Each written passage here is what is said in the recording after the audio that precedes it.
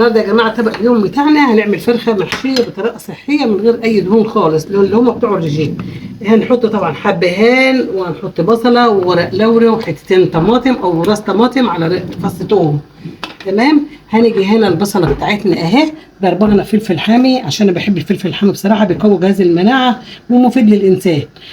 بس اللي اي يعني هو مفيد للجسم كله الا اللي عنده بواسير يا جماعه من الاخر. كمون وفلفل وملح هنا.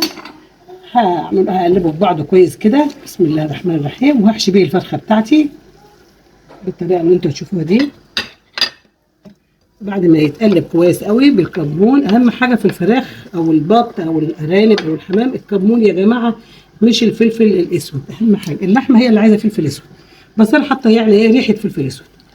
هنحشي البصله بتاعتنا على قد ما تاخد كده الفرخه بالطريقه دي زي ما انتوا شايفين كده، زي ما انتوا شايفين كده. واقفل بالكبده والقنصه بتوعي كده، وهكتفها بالطريقه دي كده، بالطريقه دي كده يا جماعه. وهدخلها واحطها مع ايه هنا في الشوربه بتاعتي اهي. هسلق الفرخه بتاعتي من غير اي دهون خالص، ولما تتسلق الفرخه ونحمرها نشوفها مع بعض.